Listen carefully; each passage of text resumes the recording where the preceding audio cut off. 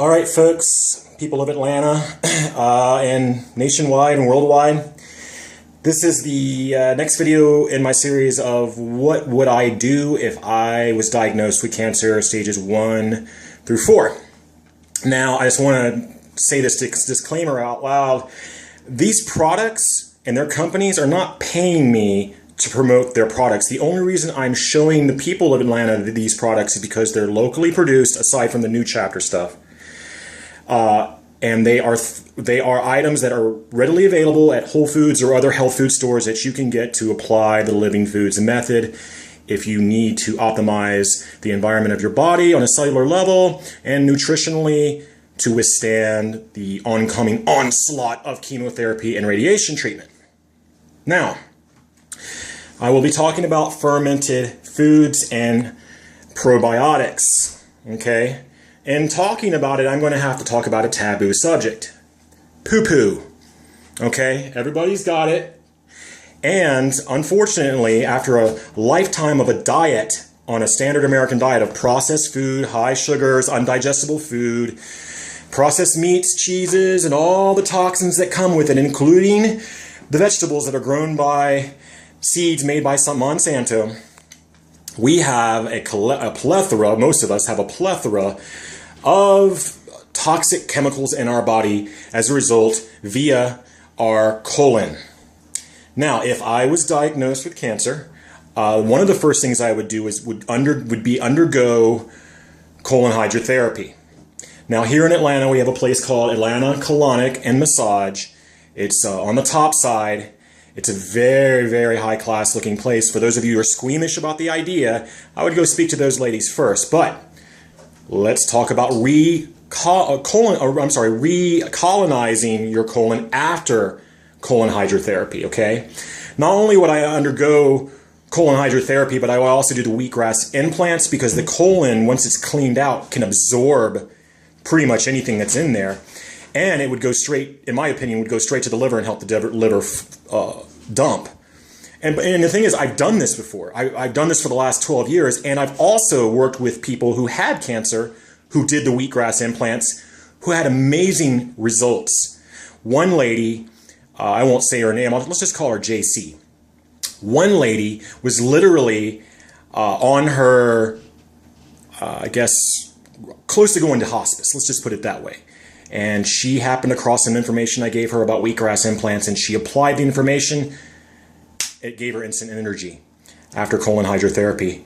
The wheatgrass implants, I've seen them work for others as well as myself, and that's why I suggest them. I would never tell you to do something or suggest doing something to anybody else that I haven't tried myself, or I wouldn't tell you that I would do it if I hadn't. Okay? Okay, let's talk about recolonizing with probiotics and healthy flora for the colon after colon hydrotherapy. Now, we have several foods here. We have a kombucha drink, which is produced in Asheville. It's a little high glycemic, but you know what? If I had cancer, I would still drink it. My favorite is the water. The Whole Foods at Sandy Springs has flavors from this company. They have the fire flavor and the water flavor, which are the most popular, and I find the water to be fantastic. It has elderberry in it, which is also great for immune recovery, in my opinion. Of course, we have what Richard Thomas produces from R. Thomas Grill. This is the veggie kraut juice and the veggie kraut. I can make both of these myself, and I have delivered them to people. Then we have Ancient Awakenings makes a coconut kefir. This company is also Georgia-based. I actually make my own coconut kefir as well as my own coconut yogurt, but I'm just mentioning these products because they're readily available at your grocery store. And if I was somebody that didn't know anything about Living Foods, I would go purchase these. But let me just say, I have found the most positive results from recolonizing my colon after colon hydrotherapy by doing this one simple method every night for 7 days after the colon hydrotherapy. I basically take, at nighttime on an empty stomach, a filtered glass of water, and I take about a tablespoon of this stuff right here from New Chapter Organics. It's called Probiotic All Flora. It's a powder that contains a ton of a different type of probiotics. And I mix it in with the water, and on an empty stomach right before I go to sleep, I drink it. allow 15 minutes for the water to digest, and I fall asleep.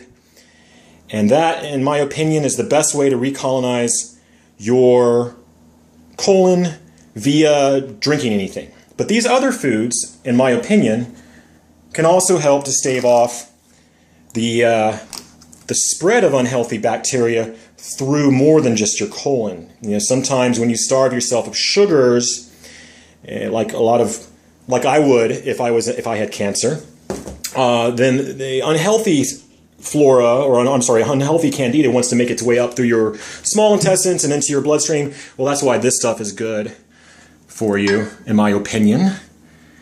Okay, and I think that's all I'm really going to do to talk about as far as that stuff goes, colon hydrotherapy and things like that.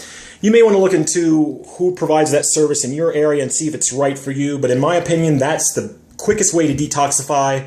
And in my opinion, if you're not detoxing first and foremost, all this healthy stuff that I've been telling you about, all this healthy food, is just going to sit in there with all the toxins. All this healthy nourishment in your body is going to sit there with the toxins. Let me tell you real quickly a story about my friend. I'm going to use her initials, HT. HT was really she was really into the living foods, and she was diagnosed with stage 4 liver cancer.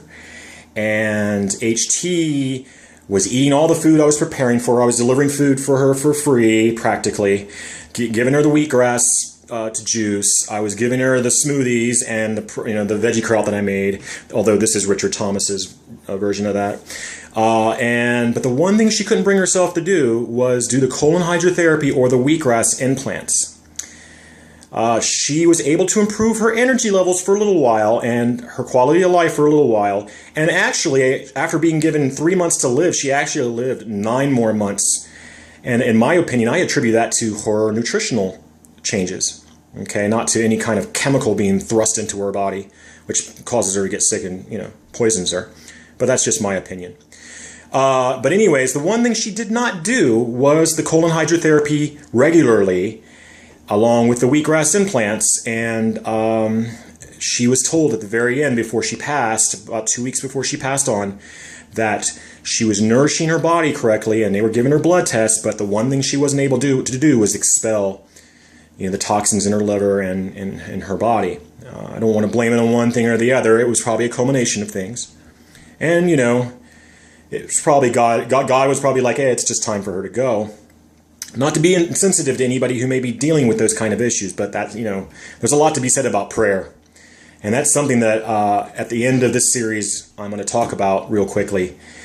And this stuff can only go so far, but in my opinion, it is God who truly heals. And going to God in prayer daily, not just meditation, is very important in my opinion.